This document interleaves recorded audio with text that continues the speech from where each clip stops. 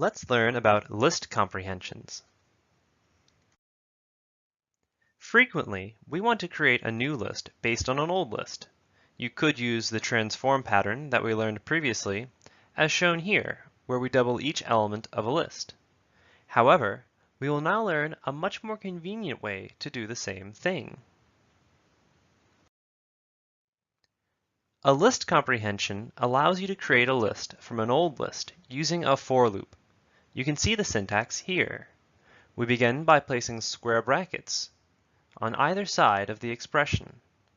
Then we'll put an expression followed by the for item in old list syntax that we used with for loops.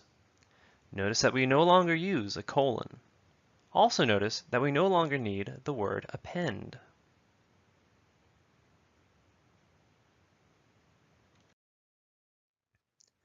With a for loop, you can put multiple statements inside the body of the loop.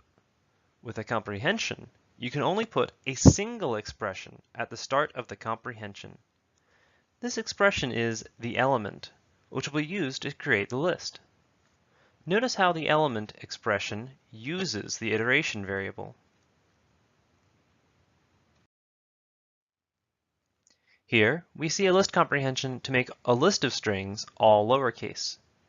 Each word becomes lowercase and placed into a new list.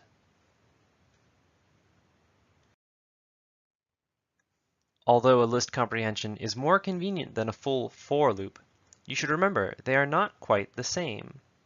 A for loop has a body of statements, which means it can do more than one thing inside itself.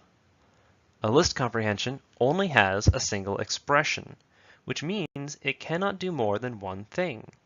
Further, the list comprehension can only have expressions, not perform statements like an assignment. Consider the example below, where we are calculating a sum of a list of prices and also transforming the list of prices. We cannot do the same thing with a list comprehension because it requires multiple actions, some of which can only be statements.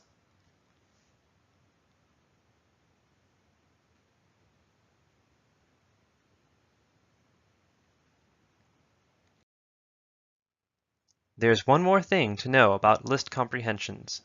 You can add an if clause to optionally filter items.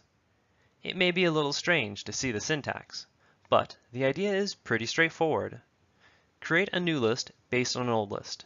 When creating a new element, only keep that element if the conditional is true. Note that in the example shown here, the resulting list will only be 2 elements long. The 5 is filtered out because the old value is 5, and we only double the new value if the conditional was true.